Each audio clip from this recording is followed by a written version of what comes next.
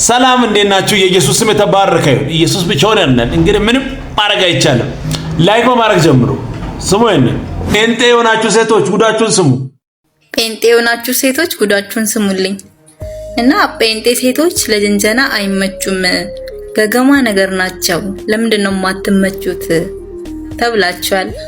እና እንዴት ብዬ ስል በጣም ተመስጠን በፍቅር ዓለም ውስጥ ከገባን በኋላ አንቺ እኮ ህይወቴ ነሽ ስንላቸው ኧረ ህይወቴ ኢየሱስ ነው፣ እኔ ህይወት ልሆን በፍጹም አልችልም ይላሉ። ይሁን ብለን ደግሞ በጣም ያወራን ብለን ሄደን አንቺ ወደ ህይወቴ ከገባሽ በኋላ ብዙ ነገር ተቀይሯል ብለን ስንላቸው ኧረ ያንተን ህይወት የቀየረው ኢየሱስ ነው፣ እኔ እንኳን ህይወት ልብስን እንኳን ልቀይር አልችልም ይላሉ። ኧረ ወይ ኢየሱስ መሆኑንማ እኮ እናውቃለን፣ እንደ ፍቅር ደረጃ ነው ብለን ደግሞ ትንሽ ቆይተን በቃ ምንድነው ፈታ እንበል ዛሬ በቃ ምንድነው ፍቅረኛ አይደለሽ እንደ ሚስት አይደለሽ እንደ ብለን ስንል በጌታ በኢየሱስ ክርስቶስ ስም ኢየሱስ አይፈቅድም ይላሉ። ምን አይነት ገገማ ናችሁ ተብላችኋል። አዎ እኛ ጴንጤ ሴቶች ገገማ ነን። ምክንያቱም እግዚአብሔር እጅ የሌለበት እግዚአብሔር ያልፈቀደው ያለ ሰዓቱ ሁሉም ነገር ኃጢአት ነው፣ ሁሉም ነገር ርካሽ ነው፣ ሁሉም ነገር ዝሙት ነው። ሁሉም ነገር በሰዓቱ ሲሆን ነው የከበረ የሚሆነው። እና አንዳንድ ጴንጤ ሴቶች ያላችሁ እነዚህ የዋ ምስኪን ታዋቂ የሆኑ ሴቶችን ስም የምታጠፉ በየቦታው እየተርከሰከሳችሁ የሴቶችን ስም የምታጠፉ ስነ ስርዓት ጴንጤ ሴት በዚህ ነው የምትታወቀው። እና ምርጥ ሴት ምርጥ ሚስት ከፈለክ ጴንጤ አግባ። ማንንም ብትሆን ጴንጤ አግባ። ህይወትን ቀያየራ ነው የምታስቀምጠው። ምክንያቱም በራሷ ሳይሆን በኢየሱስ ስለሆነ የምትሄደው። በኢየሱስ ምሪት ኢየሱስ ባለው በኢየሱስ ትእዛዝ ነው የምትሄደው። ከምር ብዙዎች ጴንጤ ሴቶች ጎበዞች ናቸው፣ ጀግና የሆኑ እና አላችኋለሁ። ጴንጤዎች በዚህ ነው የምንታወቀው። ይሄ ገገማ የሚያስብለን ከሆነ አዎ ገገማ ነን፣ ታድለን መጥፎ ቦታ እንገኝም። ጴንጤ ሴቶች እኔ ጴንጤ ነኝ ያላችሁ ጻፉ። ሻሎም ጌታን ማለት ገገማ አይሆንም፣ ከሱ ጋር መዋል ይሻለናል። ደስ የሚል ቆንጆ መልእክት። እንግዲህ ምንም ማድረግ አይቻልም፣ ኢየሱስ ብቻውን ያድናል። ስሞይንንም እኔ በአደባባይ ስለ ኢየሱስ ለመመስከር ሴትነት አይከለክለኝም፣ የሰውነት ቅርጽ አያስቆመኝም። አንዳንድ ሰዎች ሊያሸማቁኝ ይፈልጋሉ፣ ግን እኔ ዛሬ እመሰክራለሁ። ተይ እንጂ አይደል? ቆይ ክርስቲያን ማለት ምን ማለት እንደሆን ገብቷችሁ ግን ያውቃል? በእስኪ ልንገርሽ፣ ክርስቲያን ማለት በክርስቶስ እንደ ክርስቶስ የክርስቶስ ማለት መሆኑን ታውቂያለሽ? እና ሰይጣን እባብ መስሎ ሔዋንን እንዳሳታት ሰይጣን አንቺን መስሎ ሰው እያሳሳተ ቢሆንስ? ቆይ ድንገት ኤውልሽ ስለ ክርስትና ቆሞ ለመናገር የክርስቶስ እንደ ክርስቶስ በክርስቶስ መሆንን ከልብ እኮ ያሻል። አንቺ ግን በአንጻሩ ባፍሽ ጌታ ብትይ በሁሉ ነገርሽ ሰይጣንን መስለሻል። ስለዚህ ሰው ድኩም ነውና ኃጢአት እየሰራ የነፍሱን ብርቱ ክንድ በበደል ቢያደቅም ወንጌል ያለ ስራት ልክ ሆኖ ያውቅ። ኦኬ ያ ይሄ ምንን ያሳያል? በጥላቻ መንፈስ ስትታወሩ በቃ በሱ ከተያዛችሁ እንደዚህ ብላችሁ ለጴንጤ ያላችሁን ጥላቻ ለማሳየት ኤአይ ላይም ገባችሁ። ለመሆኑ አሁን እያወራ ያለው እኮ ከኤአይ ጋር ይህንን ታውቃለህ? በአንተ ውስጥ የክርስቶስ መንፈስ የለም እናውቃለን። የጥላቻና የስም ማጥፋት መንፈስ ነው፣ እሱ የታወቀ ነው። ግን በሰው ስራ በኤአይ ሰርተ የጴንጤን ስም ለማጥፋት እንደዚህ ላይ ታች መውረድ አይከብድም? እሱን እንኳን መለየት አትችልም? ተረት ገዳይ ነው። እንደዚህ ወጣቶችንም አስሮ ያስቀምጣል። በጥላቻ ወጥመድ ውስጥ ቁጭ አድርጎ ያስቀምጣል። ለምን እያወራ እንደሆነ አያውቅም። ብቻ ጴንጤን ለመተቸት የሆነ አጋጣሚ ያገኝ ይወጣል። ኢየሱስ ያድናል። ክብር ለኢየሱስ ይሁን። እንግዲህ ምንም ማድረግ አይቻልም። በአደባባይ እንመሰክራለን። ሰውና ኤአይ እየለያችሁ ብቻውን ሕይወት ይሰጣል። ሰው አይደለም። ከዚህ ምሽት ጀምሮ አይን ይጨልም። በኢየሱስ ክርስቶስ እርገጠው እግዚአብሔር ለዘላለም በኢየሱስ ስም ወንጌሶስ ስም በጡ ያማል። ለምን ያማል? በለጭር ቶሎ አርጋል። ይሄው አይኑን አሞታል። አካውንት ለምን ጻፍ ማ አይኑን አጠፋው። አይኑን እያቸነ ተገለጠ፣ ታምር ተገለጠ። ማኝ አይገለጥም። የኔ አምላክ አይገልጥም።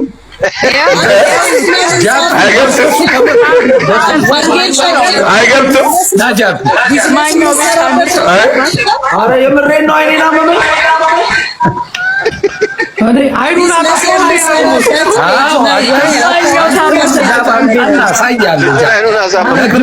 ጅማና እዩ እኮ በቃ ሁለቱ ወጠሩት እንጂ ትንሽ እየተደማመጥ ቢሆን። አረ ፓስተር ጸልይልኝ፣ ጸልይ መልሰው፣ አይኔ መልሰው እንዳለ ውር በውር አረገን እንዴ!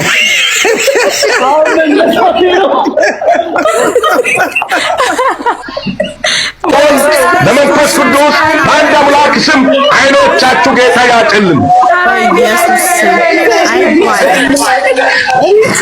አንዳንድ ሰዎች እንዴት እንደሚያስቡ ሁላ ግራ ያጋባል።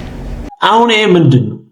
በአደባባይ በኢየሱስ ስም እርግማን፣ የኢየሱስን ስም ይሄንን ወንጌል በአደባባይ ለሚስቁና ለሚቀልዱ ለአይዛቦች፣ ላልዳኑ፣ በጨለማ ውስጥ ላሉ በኢየሱስ ስም ኧረ እባካችሁ፣ ኧረ ቦታ ለዩ፣ ኧረ የምታወሩትን ለዩ። አሁን እርግማንና ኢየሱስ አይጋጭም። ምን መሰላችሁ? ለእናንተ የማይሆን ቦታ ላይ አትግቡ። በቃ ቦታ ምረጡ።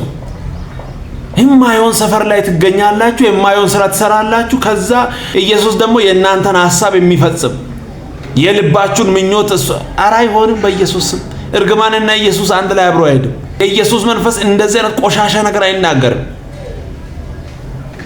ለዩ እንጂ ባበዱት መካከል ገብቶ ማበድ ወንጌል ምን ይላል ብለውን ነገር እንወቅ እንጂ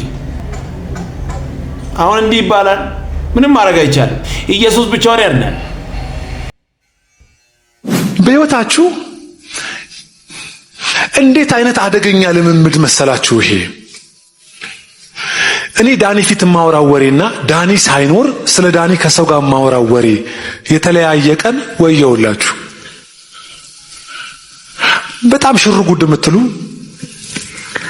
በጣም ድራማቲክ የሆነ ነገር ለመኖር በጣም አንዳንድ ሰው በጣም ለማስመሰል ይችላል። ሰውየው ዞር ሲል ግን ሌላ ሰው ነው መስሎት ነው። እግዚአብሔር የሚቀጣን ራሱን ከልክሎን እንደሆነ ታውቃላችሁ። ይሄ ደስ የሚል ቆንጆ መልእክት ነው። ለአስመሳዮች ይሄ ወሳኝ ነገር፣ እዚህ ሌላ እዛ ሌላ። በጌታ በኢየሱስ ደስ የሚል ቆንጆ መልእክት። ክብር ለኢየሱስ ይሁን። ሰውየንም ጴንጤ የማያውቀው ነገር አለ። ይኸውልህ ምንም አይነት መኪና ይኑር፣ ምንም አይነት ቤት ይኑር፣ ምንም አይነት ጀነራል ፕሮፌሰር ትሞትልህ፣ አፈር ፕሮፌሰር አፈር ጀነራል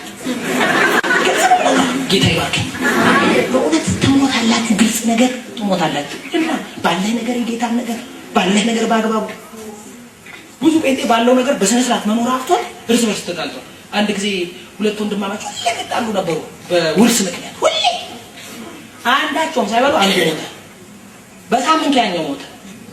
ከዛ አስለቃሿ አስለቀሰች። የባሻ ልጆች ነው የሚባሉ የባሽዬ ልጆች በመሬት ሲጣሉ አሁን ተስማሙና አንድ መሬት በሉ አለች። ቆመው ሳይበሉ ሞቶ በሉ። እግዚአብሔር ቆመ እንድትበላ ቆመ እንድትስማማ እድል ሰጥቷል። እዚህ ጋር ሞቶ ተስማማል። ደስ የሚል ቆንጆ መልእክት። ክብር ለኢየሱስ ይሁን። ምንም ብኖር ምንም አይደለም። እውነት ነው። ኢየሱስ ያድናል። ሰውየንም ወገኖቼ ሆይ ጾም ጸሎት እኮ እንዳንጸልይ ያደረገን የመብላት ኃይል ነው። ሰው እኮ ገና ጾም ጸሎት ሲባል በዚህ ዘመን ሆዱ የሚጮህበት ዘመን ወይ ልንጾም ነው እንዴ ብሎ ሆዱ የሚልበት ዘመን ላይ ያለን ይፈራል። ከመብላት እንኳን አንዳንድ ጊዜ በመጠን መኖር ጥሩ ነው። በመብላት በመጠጣት በዚህ ዓለም ነገር ላይ ብቻ አይናችንን ተክለን ዘመናችን ማለቅ የለበትም። ዳሩ ግን የነገር ሁሉ መጨረሻ ቀርቧል። እንግዲህ እንደ ባለ አእምሮ አስቡ፣ ተጸልዩ ዘንድ በመጠን ኑሩ። ተጸልዩ ዘንድ በመጠን ኑሩ። ጸሎት ሲባል ምን እንደምንሆን እናውቃለን። ሁላችንም በዚህ ጉዳይ ላይ ማሰብ አለብን። ያለ ጸሎት የትም አንደርስም። ይሄ የታወቀ ነገር ነው። ደስ የሚል ቆንጆ መልእክት።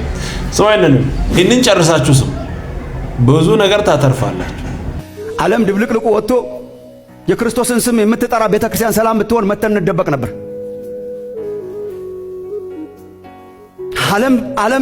ዓለም ተበላሽቶ ቤቱ ንጹህ ቢሆን መተን እንጠለል ነበር። የዓለም ጣራው አፍስሶ የቤተ ክርስቲያን ጣራ ሰላም ቢሆን ዝናብ እንዳይመታን መተን እንጠለል ነበር። ዘረኝነት እጁን አፍጥጦ ያለበት አንዱ ቦታ ቤተ ክርስቲያን ነው። የክርስቶስን ስም እየጠራን ጋሻና ጦር አልጣልንም። ገና ደብቀን አስቀምጠናታል ለአንድ ቀን ለመጠባበቂያ። በሰላም አንድ ላይ የምንዘምረው ሰላም እስከሆነ ድረስ ነው። ትንሽዬ ልዩነት ሲገለጥ ብድግ ይላል፣ ይነሳብናል። የክርስቶስ ቤተ ክርስቲያን አብራ አራጋቢ ሆናለች፣ አጨብጫቢ ሆናለች፣ በአንዳንድ ቦታ መሪ ሆናለች። እኔ ስሰብክ አልደብቅም። ሁላችሁ እንደምታውቁት በሀገራችን ውስጥ ባለፉት ዓመታት በተደረጉ ፍጅቶች ውስጥ ክርስቶስን ስሙን የሚጠሩ በጣም ብዙ ሰዎች አሉበት። በማራገብ በማነሳሳት በጣም ዘግናኝ የሆኑ መድረክ ላይ የማይነገሩ ነገሮች አሉ። በጣም ዘግናኝ የሆኑ የጌታን ስም የሚጠሩ ሰዎች የመሯቸው፣ ክርስቲያኖች የመሯቸው፣ አገልጋዮች የመሯቸው ሰዎች ቤተ ክርስቲያን አዳራሽ ውስጥ እንኳን መጥተው እንዳይጠለሉ የሆነበት ጊዜ ነበር። በጣም ብዙ ሰው ንስሐ መግባት ይፈልጋል። ስለ ኢትዮጵያ ይችን ማንሳት አይፈልግም። የቤተ ክርስቲያን አዳራሾቻችን ለሌላ ጎሳ የተዘጉበት ጊዜ ነበር። አልሰማችሁ እንደሆነ ተባረው ሲሄዱ የእንትና ጎሳ ስለሆኑ የተዘጉባቸው ጊዜ አልነበሩ። እርስ በርስ መተላለቅ በጣም አለ። ዘረኝነት በጣም አለ። ቤተ ክርስቲያን ውስጥ በጣም አለ። በቋንቋና በጎሳ ላይ የተመሰረተ በጣም አለ። በባህል ላይ የተመሰረተ አለ። ስቲል ጌታ ኢየሱስን ተቀብለን የኛ ሰው የምንለው አለ። ማለት አሳፋሪ ነገር ነው። አዲስ ሰው ሆነን ጌታን ተቀብለን ጌታን እየተከተልን ስቲል የኛ ሰዎች አሉ። እናንተና እንዴት ናቸው? ደህና የኛ ሰው ናቸው አይደል? አዎ የኛ ሰው ስቲል የኛ ሰው አለ። አንዳንዱ በቤተ እምነት ነው። በቤተ እምነት ከፋፍለን ለይተን የክርስቶስን አካል በታትነታ እንዴት ነው እሱ ጌታን ያምናል? አዎ የኛ ሰው ነው። የኛ ቤተክርስቲያን ሰው ነው ማለት ነው። ይሻላል ሳስበው አሁን የባሰ አታምጣ ነው። የባሰ መጣና እቺን አስናቀን። ድሮ በቤተ እምነት ነበር። የእንትና ነው የእንትና ነው እሱ የእንትና ነው ወይስ የኛ ወገን ነው? አዎ የኛ ወገን በቃ ጌታ ይመስገን ነበር። አሁን ከቤተ እምነት አልፎ በዘርና በቋንቋ ሆኗል፣ በቀለም ሆኗል፣ በአብሮ አደግነት ሆኗል፣ በአካባቢ ሆኗል። አዲስ ሰው መሆናችን የገባን አልመሰለኝም። እኔ የተሻሻልን የድሮው ተሻሽሎ ነገር ነን መሰለኝ። አዲስ ሰው መሆናችን እርግጠኛ አይደለም። ስቲል ቤተ ክርስቲያን ውስጥ በጣም ብዙ የሚያሳዝኑ ነገሮች አሉ። ስለዚህ መፍትሄው ወንድሞቼ እናቶቼ ወደ እግዚአብሔር ቃል መመለስ፣ እግዚአብሔር ናችሁ ያለንን መሆን ነው። ይሻላችኋል። አንድ ቀን እንዳናፍር። እግዚአብሔር ነህ ያለኝን ኖሬ ካለፍክ ይበቃኛል። ሰው ላይ መርጠው ይችላል፣ ሰው ላይ ወደው ይችላል። በሰው ዘንድ ያስጠላችሁ ይሆናል። በጎሳችሁና በቋንቋችሁ ያስገፋችሁ ይሆናል። በሰዋችሁ ያስገፋ የኔ ነው የሚሏችሁ ሰዎች ይገፋችሁ ይሆናል። የኢየሱስ ወገን ሆነ ማለፍ ይሻለናል።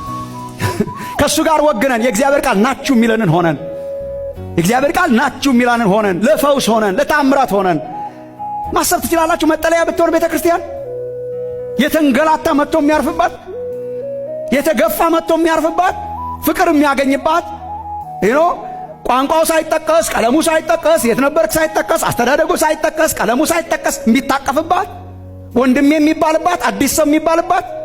መፍትሄው ምንድነው ካላችሁ ወደ እግዚአብሔር ቃል መመለስ ነው። ደስ የሚል ቆንጆ መልእክት ነው። በአሁኑ ሰዓት በጣም እያበበ እያደገ ያለ ክፉ መንፈስ ነው። በኢየሱስ ስም ዘረኝነት፣ ይሄ ጎጠኝነት ሱፍ ለብሶ ነው ዘና ብሎ ወደ ቤተ ክርስቲያን የገባው። አረ በኢየሱስ ስም ተጠርጎ ይውጣ። ይህንን አታስተናግዱ። ለእናንተም አይጠቅማችሁም። ለሌላ ምንም ትርፍ የለም። ዋቅዳ ዋመልስ ምንም ላይፋችሁ አይቀየርም። ዘረኛ ሆነ የኢየሱስም ሆነ እንዴት ትችላለህ? መሀል ላይ መጫወት አይከብድም። ኢየሱስ ግን ብቻውን ያለ ደስ የሚል ቆንጆ መልእክት።